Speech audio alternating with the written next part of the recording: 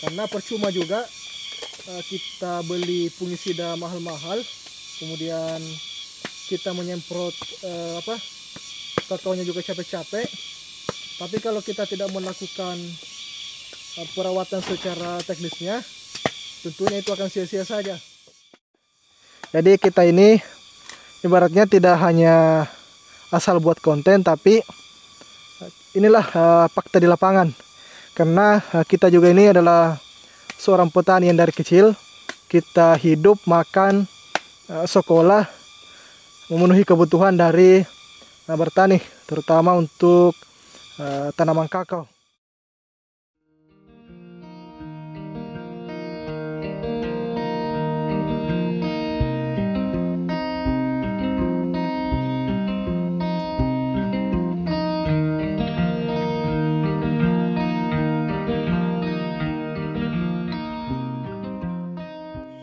Assalamualaikum warahmatullahi wabarakatuh. Nah teman-teman dimanapun berada, untuk pagi ini saya mau melakukan proses pengupasan buah kakao. Nah kebetulan 4 hari yang lalu saya melakukan panen di kebun ini. Cuma karena cuaca yang hujan terus, makanya baru hari ini sempat saya kupas. Oke teman-teman, seperti apa proses pengupasan buah kakaonya dan bagaimana kondisi bijinya, kita akan lihat sebentar. Dan sekaligus saya akan berbagi sedikit tips bagaimana cara supaya buah kakao itu bisa mulus, kemudian tentunya bisa terhindar dari busuk buah. Oke teman-teman, silahkan simak videonya sampai selesai. Oke teman-teman, langsung saja kita kupas buah kakaonya. Kebetulan saya juga dibantu oleh ibu saya. Bismillahirrahmanirrahim.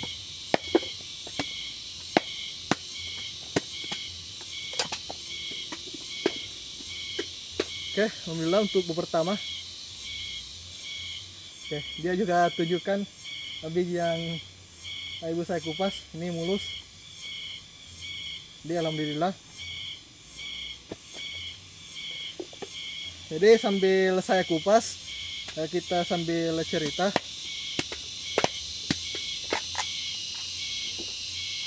Nah sebenarnya untuk kakao yang saya panen ini teman-teman, ini adalah hasil peremajaan dengan sistem sambung pucuk. Jadi bisa dilihat untuk di sampingnya ini, kemudian yang di belakang mungkin jelas. Jadi semuanya itu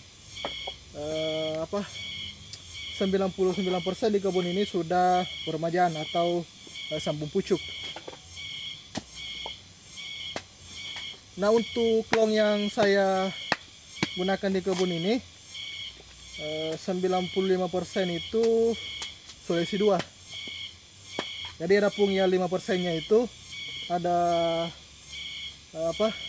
lokal. Nah lokalnya itu tentunya yang bagus buahnya, yang lebat. Kemudian ada juga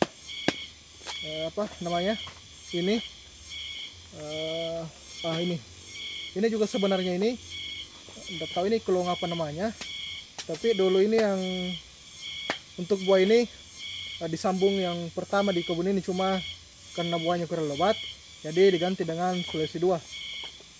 Tapi kalau dari segi ukuran biji di dalamnya ini cukup bagus karena bijinya besar, kemudian buahnya juga besar. Nah bisa dilihat ini. Nah ini. Jadi untuk sambungan pertama di kebun ini kita pakai kakao yang seperti ini. Untuk jumlah bijinya sebelumnya juga saya sudah hitung. Itu bahkan ada yang sampai 60 biji satu buah begini yang paling besar. Cuma itu kekurangannya, rentan dengan penyakit PSD ya, semacam itulah. Kemudian buahnya juga itu kurang lebat.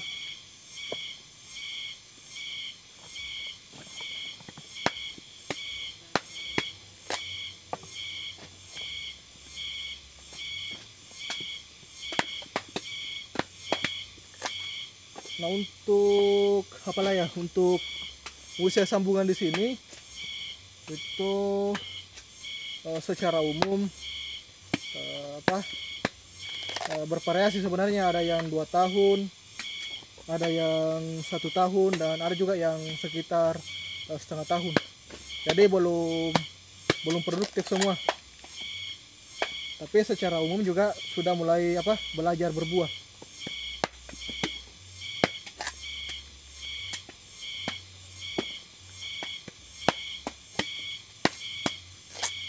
Jadi ya begitulah enaknya sebenarnya kalau kita melakukan peremajaan pada kakao yang sudah tua. Jadi tanpa harus kita tebang, kita bisa mendapatkan buah kakao yang cukup bagus, seperti buah kakao yang umur 5 tahunan.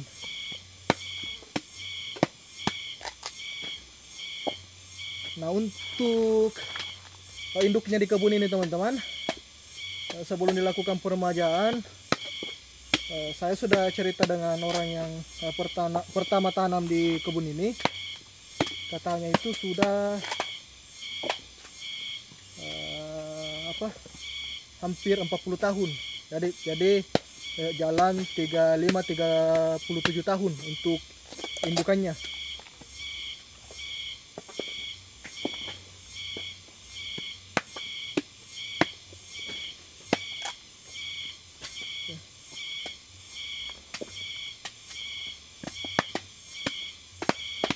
Jadi saya sarankan untuk teman-teman, kalau punya kakao yang sudah tua, silakan diremajakan.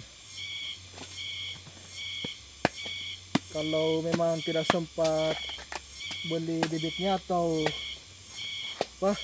istilahnya terkendala di biaya pembelian bibit, nah bisa diremajakan. Tinggal beli entresnya atau minta di sekitar tempat tinggal teman-teman.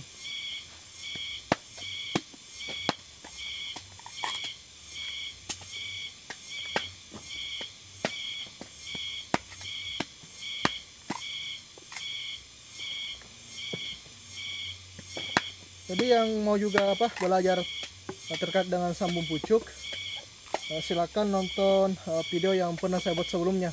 Jadi di situ ada banyak caranya. Ada yang teknik sungkup, ada juga yang teknik lilit. Jadi tinggal dipilih saja yang mana menurut teman-teman itu gampang untuk dilakukan. Oke, mungkin di sini saya simpan supaya lebih jelas.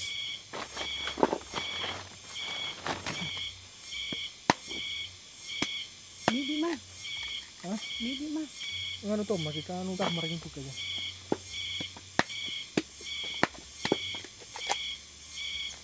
Hindi kayo. Kamera na katingkan. Jadi untuk letak daerah kami, buat teman-teman yang baru bergabung, jadi lokasi kebun ini berada di Desa Tombolo, Kecamatan Gantaran Keke, Kabupaten Bantaeng. Jadi mungkin ada teman-teman yang bertanya tentang daerahnya. Nah, sebenarnya di daerah saya itu teman-teman, kebanyakan sekarang secara umum itu kakaonya masyarakat itu masih kakao lokal. Jadi umurnya itu kisaran 30 tahun. Jadi sudah kalau dari segi produktivitas itu sudah mulai sangat menurun. Nah, makanya saya sekitar 2 tahun yang lalu berinisiatif melakukan peremajaan. Jadi peremajaan ini teman-teman tidak terlepas dari salah satu mentor saya di bidang kakao juga. Jadi yang pernah saya buat sebelumnya videonya, yang SN itu, seorang pegawai yang sukses budaya kakao. Jadi dia yang ibaratnya pertama di desa saya, kemudian saya juga belajar sama beliau. Nah, seiring berjalannya waktu, sambungan ini juga sudah mulai produktif, dan alhamdulillah sekarang masyarakat juga sudah mulai melirik cara sambung pucuk. Jadi adalah beberapa yang sudah terpengaruh, dan di samping sini kebun, kemudian ada lagi beberapa arah bagian sana yang sudah mulai melakukan sambung pucuk. Oke, lihat. Nah, ini sebenarnya ini tidak terkena PSD, mohon maaf, tidak terkena PBK. Cuma karena ini terlalu matang, terlambat kita petik, makanya hitam sampai ini. Sudah keluar ini bakal apanya nih, untuk istilahnya akarnya ini.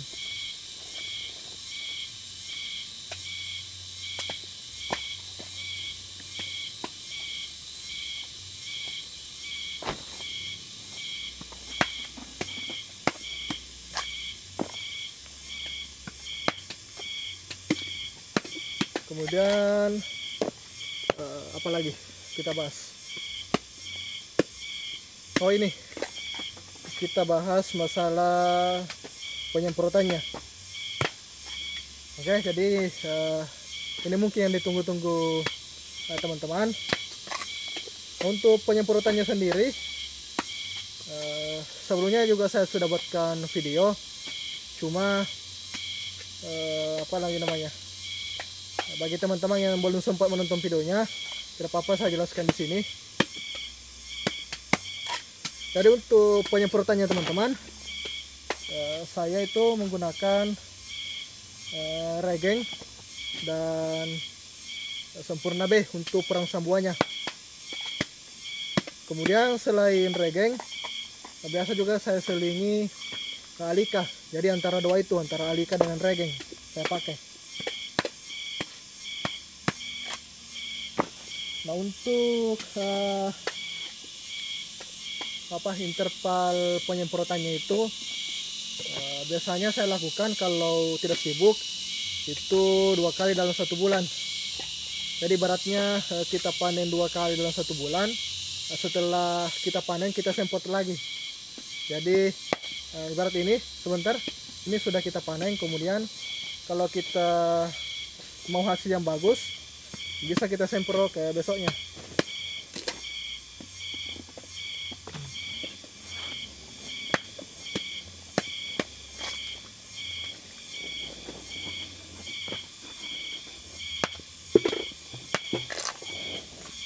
Dan untuk takarannya sendiri, mungkin teman-teman sudah lihat juga videonya.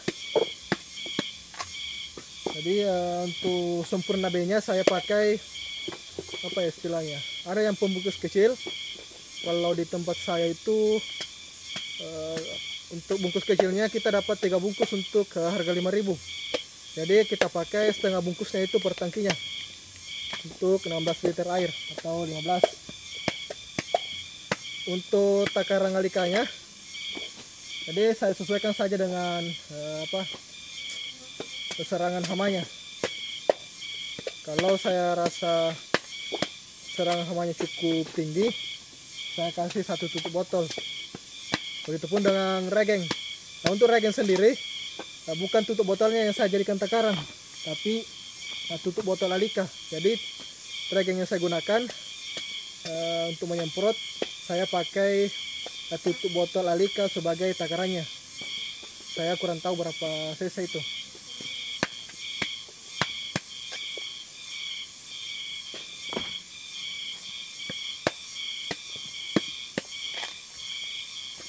Nah, kemudian untuk mengatasi busuk buah, jujur saya tidak pernah menggunakan fungisida di kebun ini. Jadi seperti Nordos dan semacamnya, alhamdulillah saya tidak pernah melakukan itu, tidak pernah pakai untuk fungisidanya. Bukannya tidak boleh, cuma saya lebih ke teknisnya saja. Jadi sebelum saya mengaplikasikan obat fungisida, saya melakukan seperti pemangkasan yang rutin. Kemudian ketika musim hujan itu lebat, ini kita mulai juga bersihkan di area pohon kakaonya. itu teknis yang saya lakukan. Selain itu, karena di sini ada beberapa pohon pisang juga sebagai pelindungnya, jadi ketika musim hujan itu lebat, saya juga mengurangi tuh daun-daun pisang sebagai pohon pelindungnya atau pemangkasan pohon pelindung. Kemudian bahkan saya menebang pohon pisangnya kalau sudah terlalu mengganggu cahaya matahari untuk bisa masuk di pohon kakaonya. Jadi bisa disimpulkan cara saya atasi busuk buah itu lebih ke teknis, pemangkasan yang tepat, kemudian apalagi melakukan sanitasi, dan yang terakhir saya juga melakukan pengurangan pohon pelindung atau pemangkasan. Oke, panas.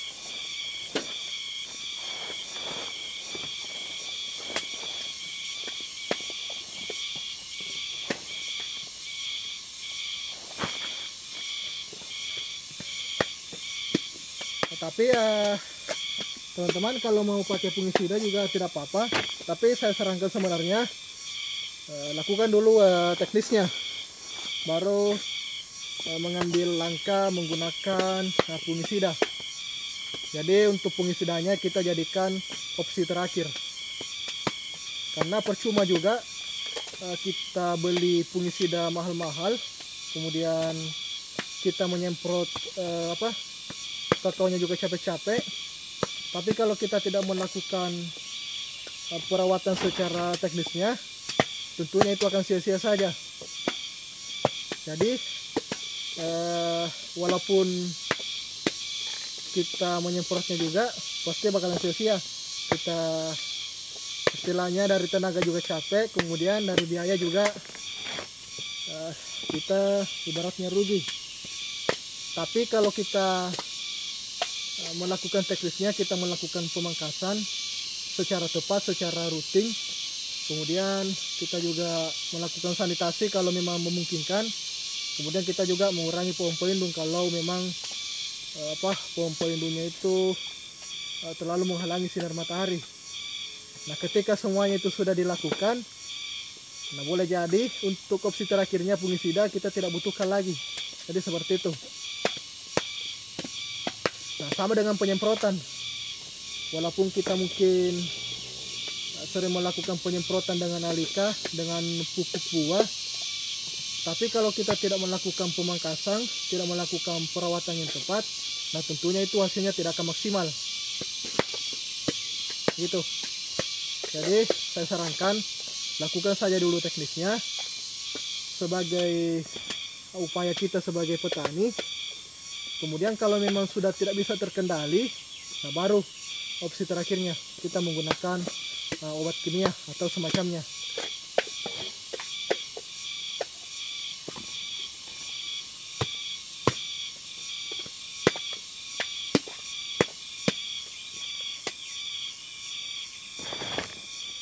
Jadi ada juga ini beberapa kakao lokal teman-teman, bisa dilihat. Jadi ada juga ini yang batang bawahnya yang berbuah, jadi di atasnya itu sudah klon selisih 2, di bawahnya juga masih berbuah. Tuh.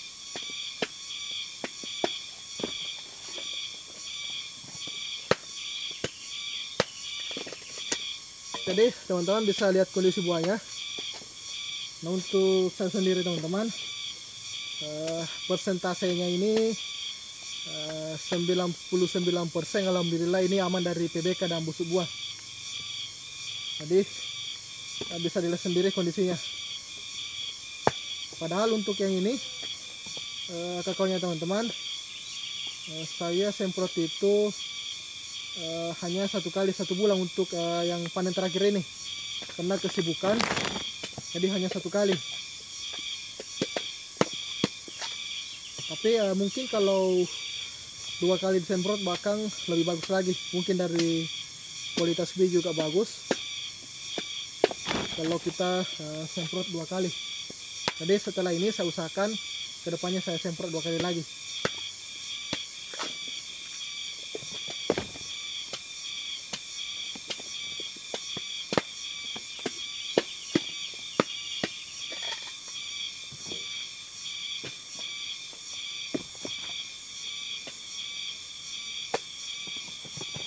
Kemudian apa lagi ya?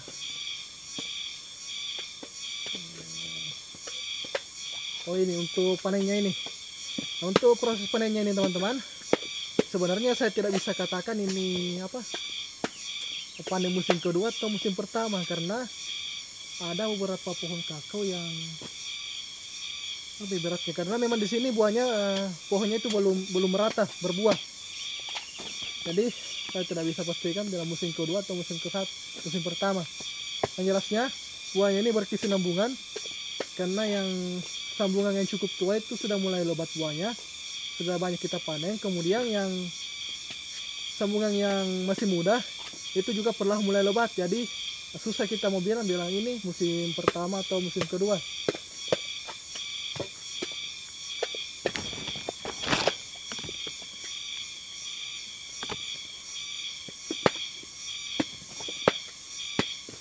Nah, teman-teman yang butuh informasi lebih lengkap, jadi silahkan dicari video saya, di situ banyak penjelasannya masalah penyemprotan, pemangkasan dan lain-lain.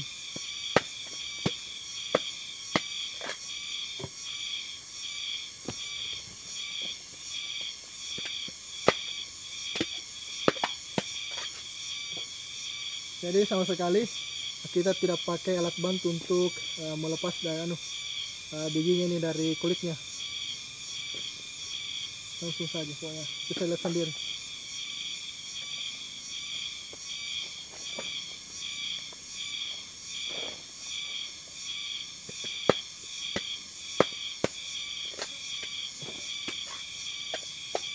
Oh, kemudian ini lagi pemupukan. Jadi teman-teman, untuk pemupukannya sendiri, jujur ini untuk kakaonya setelah semuanya rata dilakukan sambung pucuk, saya tidak pernah melakukan pemupukan. Nah, baru rencana untuk ini sudah masuk musim hujan, saya merencana mau melakukan pemupukan. Nah, untuk pemupukannya sendiri kita pakai Ponska tunggal saya.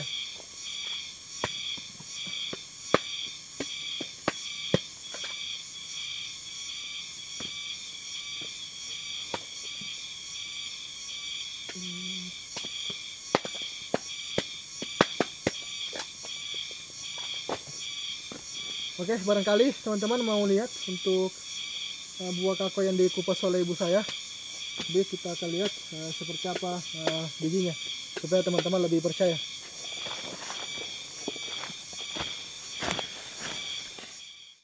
Oke teman-teman, bisa dilihat. Jadi ini kondisi biji kakaonya yang dikupas oleh ibu saya.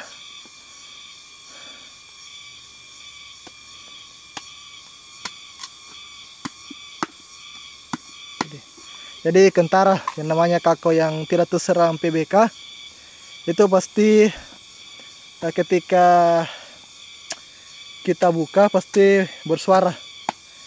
Ya, tuh. Beda kalau terkena PBK.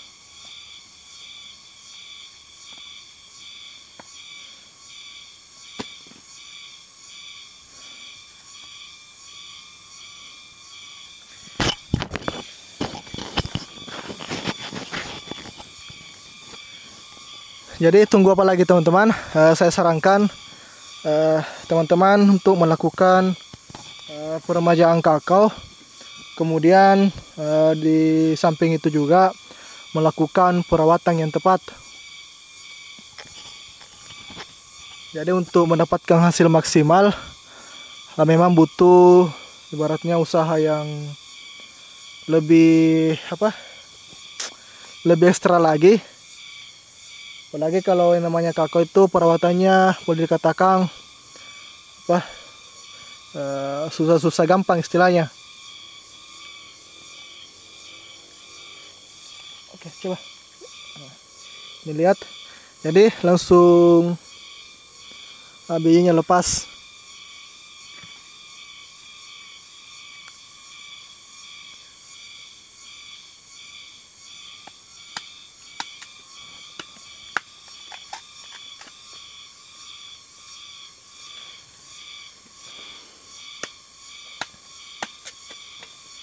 Jadi silakan dilihat teman-teman, karena jangan sampai ada teman-teman yang mengatakan, nah ini hanya cerita saja video yang dibuat sebelumnya, hanya pencitraan untuk konten.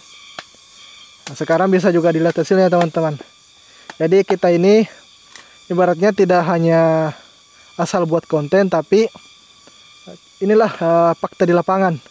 Karena kita juga ini adalah seorang petani yang dari kecil kita hidup, makan, sekolah, memenuhi kebutuhan dari bertani, terutama untuk tanaman kakao. Jadi bukan hanya kita menyampaikan sesuatu di video yang tidak ada buktinya, tapi teman-teman bisa lihat bahwa inilah buktinya. Nah, untuk ini sebenarnya baru permulaan, karena belum semuanya yang produktif di kebun ini. Nanti kita akan lihat hasilnya lebih banyak lagi.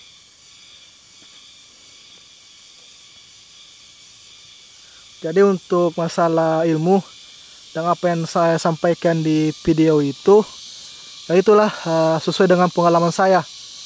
Walaupun tidak menempuh pendidikan di jalur yang ibaratnya sejalan dengan pertanian, cuma karena kita memang lahir dan besar dari keluarga petani, khususnya petani kakao, maka itulah sebenarnya pengalaman itu adalah ibaratnya ilmu yang tidak ternilai untuk masalah harganya, ibaratnya begitu. Jadi apa yang saya sampaikan ini sesuai dengan pengalaman saya. Silakan teman-teman coba kalau teman-teman mau.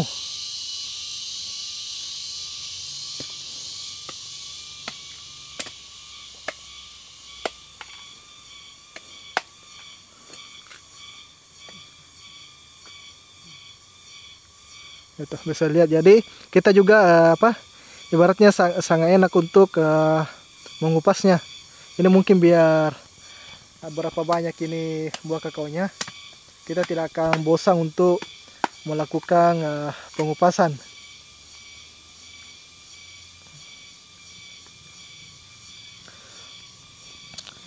Oke teman-teman, kita lanjut kupas.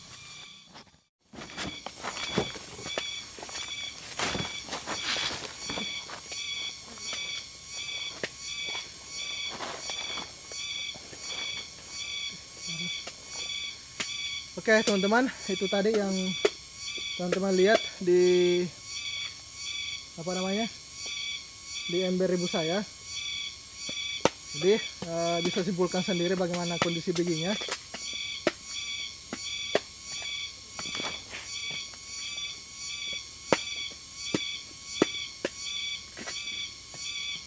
Oh, ini lagi ada satu tips yang mau saya berikan untuk masalah busuk buahnya juga.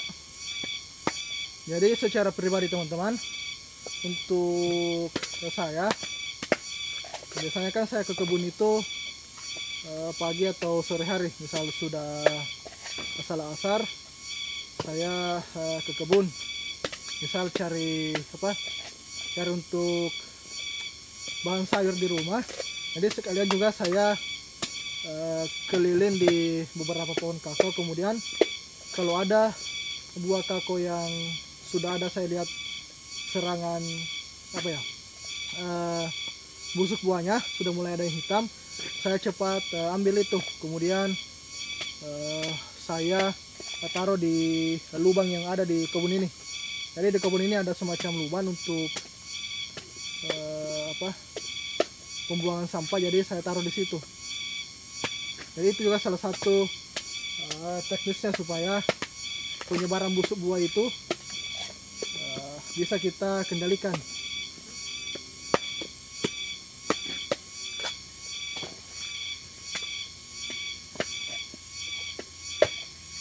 Kemudian apa lagi?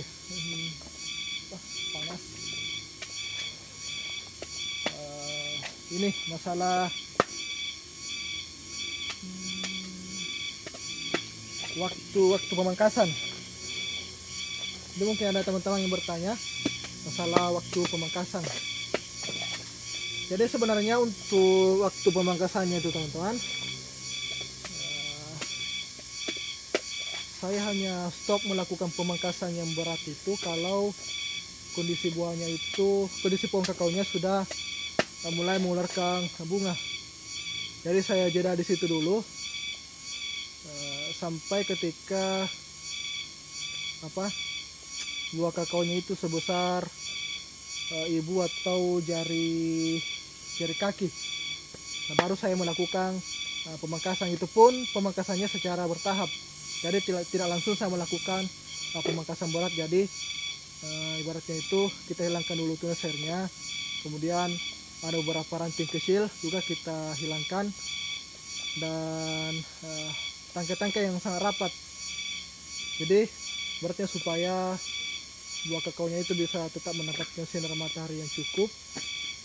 Kemudian juga dari segi nutrisinya juga bisa fokus ke buah karena kita hilangkan tunas airnya, begitu. Dan pemangkasannya akan berlanjut terus. Jadi kita lihat kondisinya, kalau sudah terlalu rimbung kita pangkas lagi sedikit, begitu.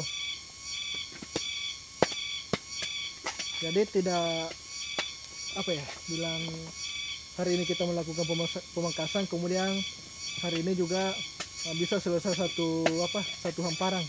Jadi tidak begitu. Jadi kita melakukan secara bertahap saja. Jadi selain kita juga tidak bosan, untuk kakaonya juga sudah bisa bagus buahnya karena kita melakukan pemangkasan yang bertahap.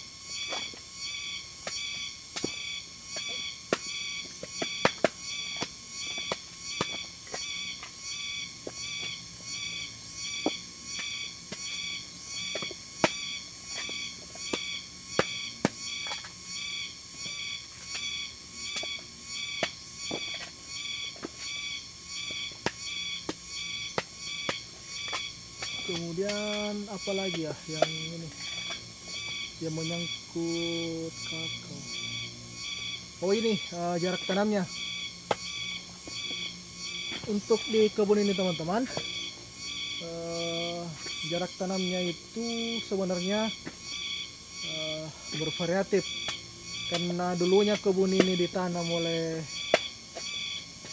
nenek kita dulu, baratnya orang-orang tua dulu. Jadi mereka itu belum mengenal istilahnya jarak tanam yang ideal untuk tanaman kakao. Jadi untuk kedalamannya juga sendiri masih memakai namanya itu dulu untuk menggali lubang. Jadi katanya lubangnya itu tidak luas, ya hanya ditanam ala kadarnya saja. Jadi untuk jarak tanamnya itu ada yang 2x2, ada yang 2x1, dan bahkan ada yang 1x1 di kebun ini. Ada juga yang 4x4, ada yang 4x3. Jadi pokoknya di kebun ini ibaratnya sangat menguji saya bagaimana saya bisa membentuk pohon kakao yang bagus walaupun jaraknya itu bervariatif dan tentunya bisa menghasilkan buah yang bagus. Nah beda kalau pohon kakao yang memang jaraknya itu sudah teratur, ada yang 4x4 satu hamparan, ada yang 3x4. Nah itu enak kalau kita melakukan pemangkasan, kita tidak terlalu repot bagaimana membentuk tangkai kakao supaya bisa bagus. Nah kalau di kebun ini ya itulah ibaratnya bermacam-macam untuk jarak tanamnya. Jadi kita juga sendiri sebagai petani yang melakukan pemangkasan itu terkadang kita mengorbankan salah satu tangkai yang mungkin yang ada sini harus kita korbankan untuk mendapatkan bentuk yang bagus di sini. Apalagi kalau sudah terlanjur kita sambung dan bentuknya itu ibaratnya kurang bagus. Jadi terkadang ada salah satu kakao yang kita korbankan tangkainya untuk mendapatkan bentuk kakao yang bagus di sebelah sini, kemudian untuk mendapatkan sinar matahari supaya bisa tetap bagus. Kayak saya ini, tempat saya duduk teman-teman, mungkin bisa dilihat antara kakao yang di belakang saya kemudian yang di sebelah sini itu jaraknya kurang dari 2 meter, mungkin hanya sekitar 180 cm. Nah, tapi kenapa bisa berbuah lebat ini, kemudian ini juga, dan bagian sana lebat? Nah, itu karena melakukan pemangkasan yang tepat. Jadi walaupun jaraknya ini rapat, bisa dilihat sekarang saya tetap terkena sinar matahari. Jadi kakaonya itu mendapatkan sinar matahari yang cukup tembus masuk di area pohon kakaonya. Nah, buah kakaonya mendapatkan sinar matahari. Nah, otomatis untuk penyebaran hama PBK dan hama lainnya tentunya tidak bisa berkembang dengan cepat karena mendapatkan sinar matahari seperti ini.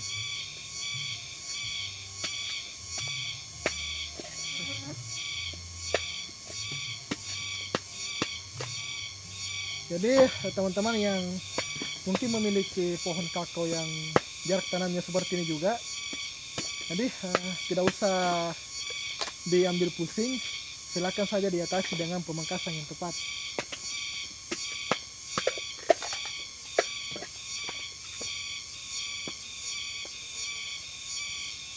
Karena sebenarnya untuk tanaman kakao itu kuncinya itu dari petaninya sendiri. Jadi bagaimana kreativitas seorang petani, bagaimana cara dia memahami kondisi pohon kakaonya, bagaimana dia melihat ibaratnya kondisi di mana matahari terbit di kebunnya.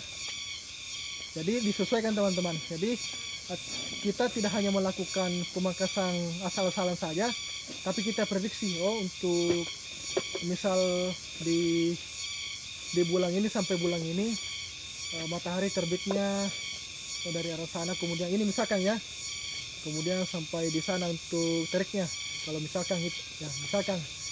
Nah, kita akali bagaimana melakukan sebuah pemangkasan yang tepat, yang ibaratnya mataharinya itu bisa memberikan manfaat yang luar biasa untuk tanaman kakao kita. Nah, ibaratnya itu untuk tanaman kakao kita, ya ibaratnya pahamilah maunya itu apa, ya seperti itu.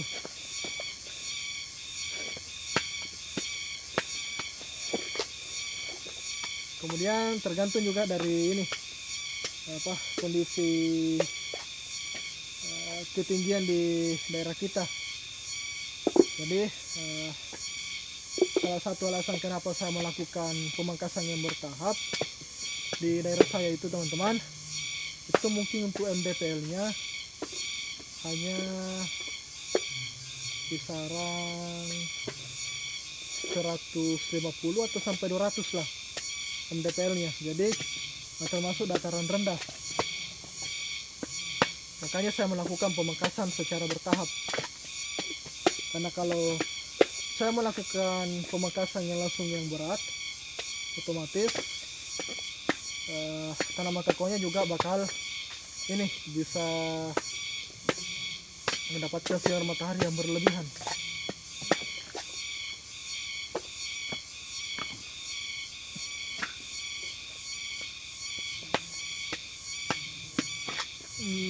Kemudian setelah pemangkasan kita bahas lagi nih masalah ini pemilihan klon.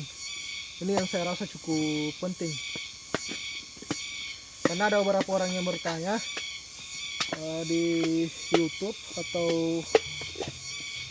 di sosial media saya, dia bertanya mengenai klon yang cocok untuk ditanam di daerahnya. Jadi begini teman-teman, kalau masalah klon itu saya tidak bisa menyampaikan bahwa klon ini yang bagus dan klon ini yang jelek. Jadi kembali lagi ke masing-masing posisi daerah kebun kita. Misal saya contohkan, untuk klon Sulawesi 2 yang saya kembangkan di sini. Mungkin ada juga yang beberapa teman bertanya kenapa tidak memakai klon MCC02. Nah, kenapa hanya memakai klon Sulawesi 2, padahal di bagian Luwu, Sulawesi Barat ke sana, Kolaka ke sana mungkin lagi tren yang namanya klon MCC02. Jadi jujur saya sampaikan di sini teman-teman, untuk daerah saya itu cocoknya memang klon Sulawesi 2. Untuk pendapat saya pribadi ya. Jadi saya juga sudah keliling beberapa kebun di daerah saya. Kemudian saya lihat klon MCC02-nya itu buahnya sangat kurang di daerah saya. Jadi bukan berarti saya menjelekkan ya. Itu hanya faktor mungkin ketidakcocokan di daerah saya, atau mungkin faktor dari petaninya sendiri yang mungkin belum memahami karakteristik dari MCC02 seperti itu. Tapi secara pribadi untuk saya di kebun ini, dan saya juga sudah keliling beberapa kebun, yang cocok itu memang klon Sulawesi 2. Tapi di daerah Luwu, daerah Sulawesi Barat, kemudian di daerah Kolaka dan sebagainya, mungkin cocok dengan MCC02. Jadi untuk pertanyaan klon apa yang lebih bagus, jadi kembali lagi silakan teman-teman perhatikan kondisi daerah tempat tinggal teman-teman. Kemudian silakan teman-teman survei beberapa kebun yang sudah mengembangkan beberapa klon. Nah, di situ teman-teman silakan simpulkan sendiri, oh ternyata klon misal ini yang klon Sulawesi 2 yang di daerah sini kurang bagus. Yang bagus di sini MCC02. Jadi silakan pakai MCC02 kalau memang di daerahnya itu lebih bagus MCC02, ataupun sebaliknya. Misal teman-teman sudah keliling beberapa daerah, beberapa kebun, kemudian teman-teman perhatikan, oh ternyata yang cocok di sini klon Sulawesi 2. Jadi silakan tanam klon Sulawesi 2 yang tentunya dari segi perawatan, dari segi perlakuan tentunya ada perlakuan khusus untuk setiap klonnya. Begitu teman-teman. Jadi kembali lagi dari teman-teman sendiri, cocoknya di daerahnya klon apa. Jadi saya sampaikan jangan mau ikut-ikutan dengan klon yang lagi tren sekarang. Bilang klon di daerah ini sekarang lagi tren ini buahnya bagus, buahnya lebat, bijinya besar dan sebagainya. Jadi jangan ikut-ikutan dulu, survei dulu lokasinya, klon apa yang cocok begitu. Jangan sampai teman-teman tanam klon tertentu kemudian hasilnya tidak maksimal, kan kita rugi juga, rugi masalah biaya, kemudian kita juga rugi masalah waktu seperti itu.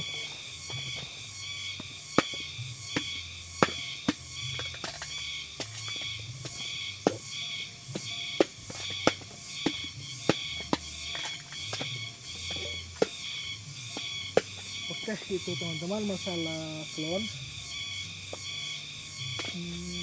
Kemudian ini saya juga menyarankan teman-teman, kalau di daerahnya itu ada klon lokal yang bagus, misal tahan dari PBK, kemudian buahnya juga bagus,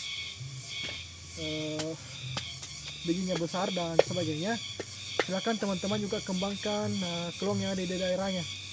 Tidak mesti klon Sulawesi 2, klon MCC02 ataupun klon lainnya yang sudah tersertifikasi, tidak mesti itu teman-teman. Bisa dikembangkan klon lokalnya. Barangkali suatu saat klon lokalnya bisa menjadi klon nasional. Artinya sudah bisa sertifikasi namanya. Gitu.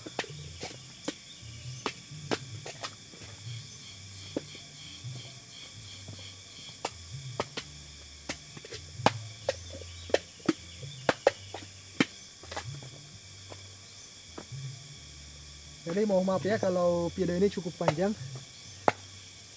Daripada kita hanya kupas kakao saja, kita cuma lihat isinya. Jadi bagus kalau sekalian saya juga berbagi ilmunya, berbagi pengalaman.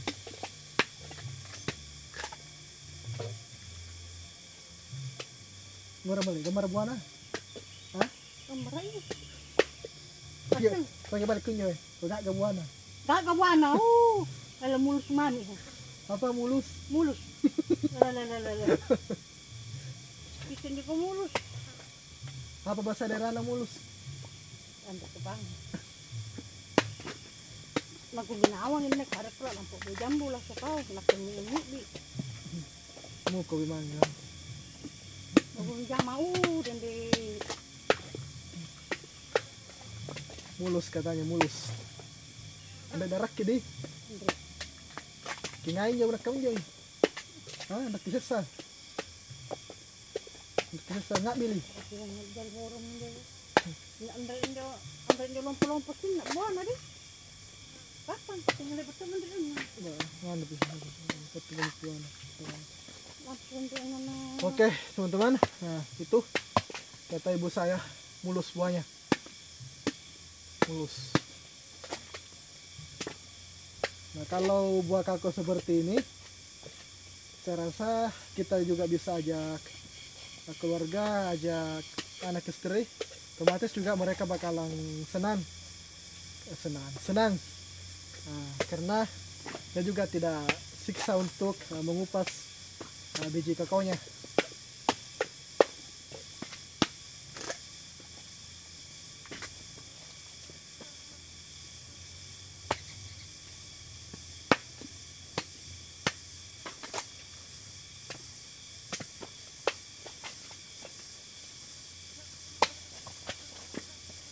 Nah, biasanya kalau kakao yang seperti ini teman-teman, kita jemur di rumah di pinggir jalan.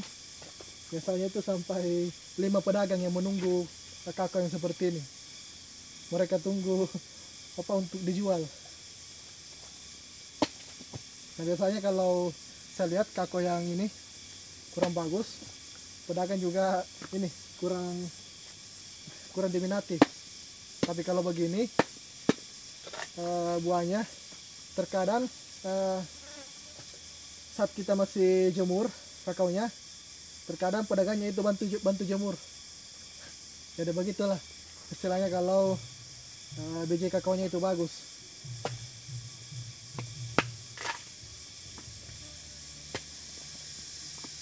Anu nya di balik-balik yang tu. Nang Ini kepesak dari kapung. Andre. Itu pun Andre orang.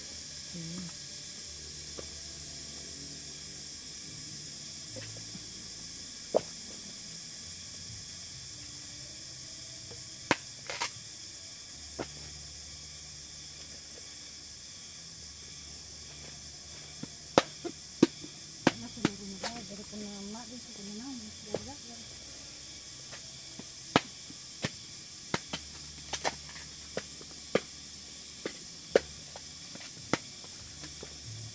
Kemudian apa lagi? Ini kita sudah banyak bahas banyak hal.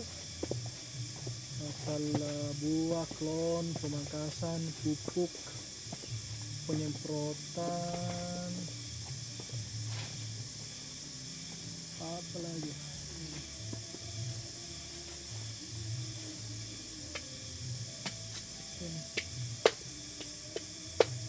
Oh ini manfaat dari peremajaan teman-teman. Jadi saya sedikit berbagi pengalaman. Mudah-mudahan ini juga menjadi inspirasi buat teman-teman yang mau melakukan peremajaan. Jadi awalnya teman-teman untuk peremajaan di kebun ini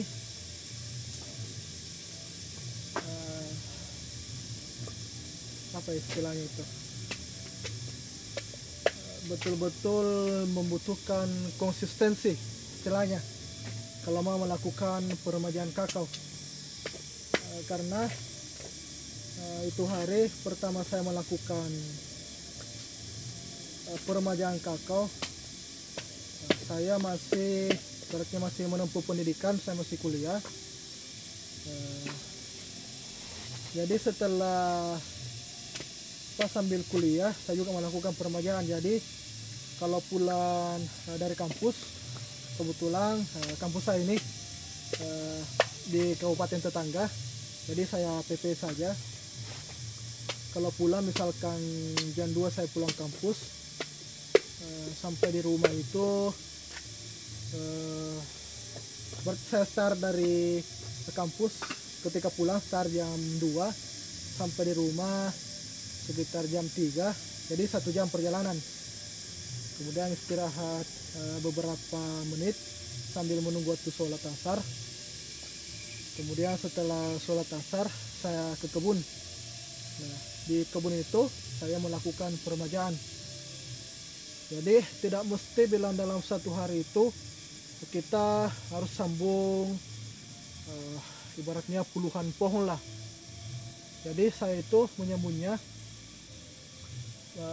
prinsip saya itu minimal dalam 1 hari itu ada 5 pohon kakao yang saya sambung, itu minimal. Kemudian itu hanya minimalnya saja yang saya sambung, belum tentu yang 5 itu berhasil semua. Jadi yang 5 itu dalam 1 hari saya targetkan minimal 5 saya sambung.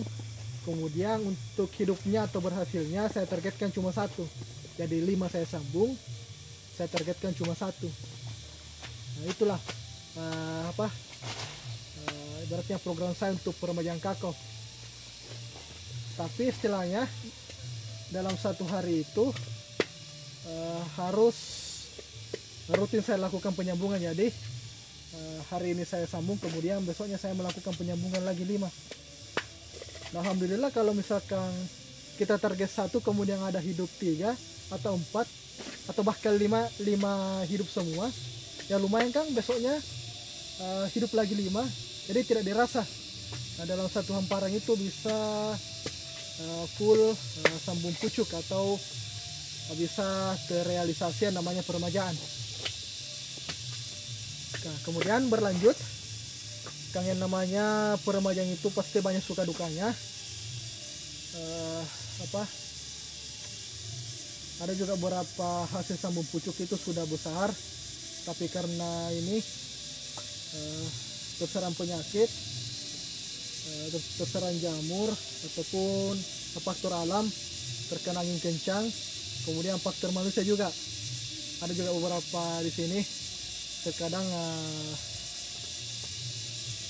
orang-orang yang ambil kayu di sini yang dijadikan kayu bakar atau cari rumput makanan ternak, mereka mungkin tidak sengaja untuk menyenggol dari sambung pucuk yang saya lakukan, akhirnya patah dan semacamnya.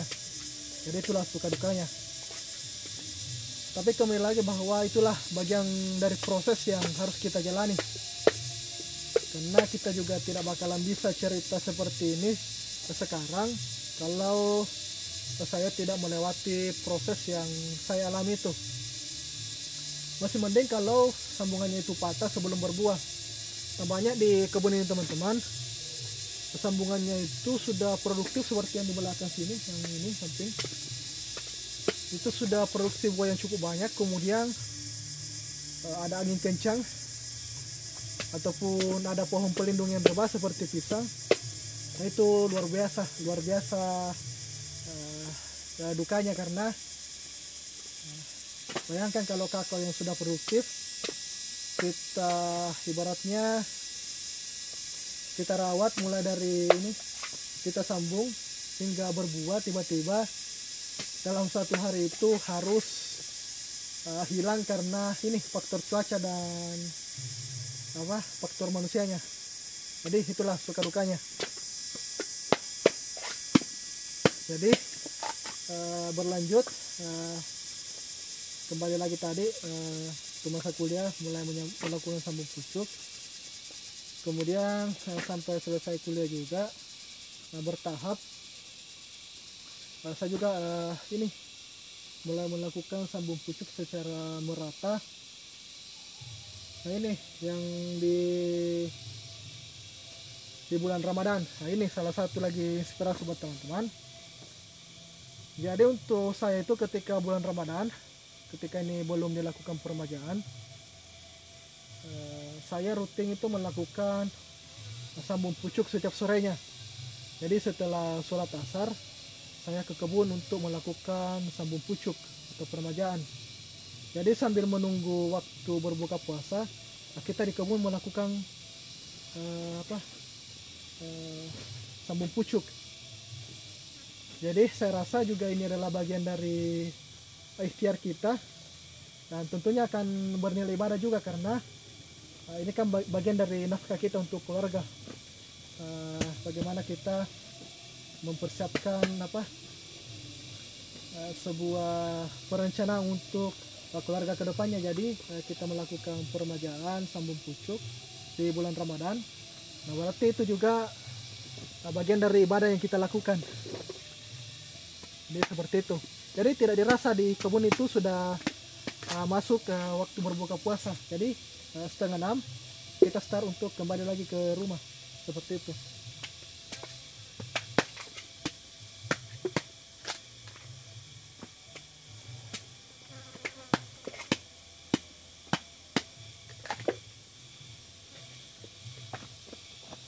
Kemudian apa lagi ini suka duka, ya itu suka dukanya tadi saya rasa itu yang ini ada beberapa pohon kakao yang tumbang karena pohon pelindung, karena faktor manusia, kemudian karena faktor penyakit dari pohon kakaonya. Karena kita ketahui teman-teman, untuk setiap kakao lokal itu memiliki ciri khas tertentu atau tingkat kekebalan tertentu terhadap serangan penyakit. Jadi ada biasa beberapa pohon kakao, kalau kita melakukan sambung pucuk di situ, itu sambung pucuknya juga rentan terkena misalkan busuk buah dan semacamnya. Karena memang yang pohon induknya yang seperti itu. Jadi alangkah baiknya juga, kalau nanti teman-teman mau memulai tanam kakao, ya tentunya harus memilih bibit yang cukup bagus. Dan jangan sampai juga menggunakan batang bawah yang rentan terserang penyakit PSD. Jadi saya harapkan juga teman-teman para penjual bibit, ya tentunya kita ini sama-sama berusaha, beratnya mencari nafkah, ujung-ujungnya kan begitu, mencari nafkah untuk keluarga. Ya marilah kita untuk berusaha memberikan kualitas yang terbaik untuk para petani. Jadi jangan hanya mengejar target penjualan bibit saja, tapi kita juga harus memberikan kualitas yang bagus supaya bibit yang kita jual bisa berkah untuk kita dan juga bisa berkah untuk para pembeli kita. Dan saya rasa untuk dampaknya sendiri pasti kembali ke penjual bibitnya, karena kalau teman-teman menjual bibit yang berkualitas, nah tentunya untuk teman-teman itu pasti bakalan datang kembali untuk membeli bibit teman-teman kalau memang memberikan kualitas atau jaminan kualitas yang baik untuk para petani.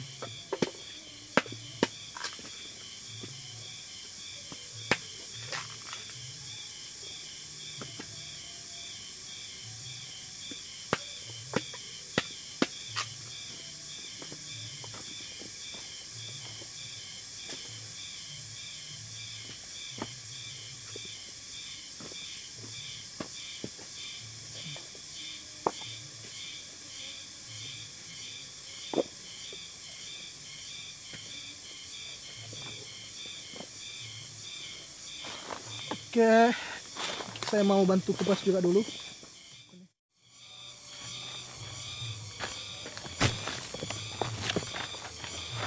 Oke, teman-teman, kita kupas dulu. Ini gitu pakai. Gitu pakai.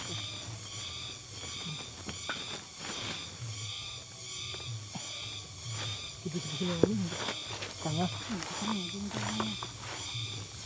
Oke teman-teman, saya bantu kupas dulu.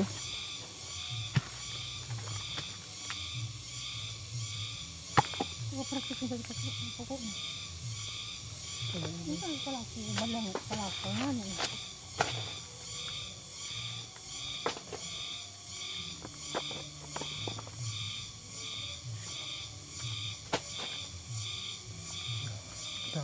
Satu buang lampu. Hah? Satu buang lampu. Tak mengapa bayar lah.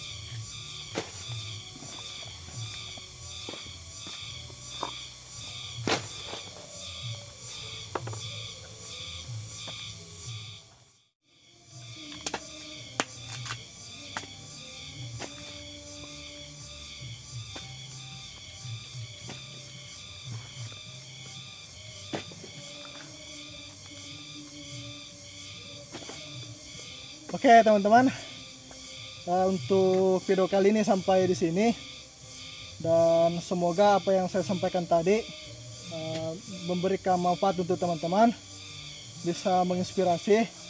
Dan saya mohon maaf kalau ada beberapa hal yang tidak sesuai dengan pengalaman teman-teman, karena itulah setiap orang memiliki pengalaman tersendiri terkait dengan budidaya kakao. Dan saya mohon sarannya teman-teman, kalau ada yang mau dipertanyakan, ada yang kurang jelas, silakan tulis di kolom komentar supaya kita bisa sama-sama belajar.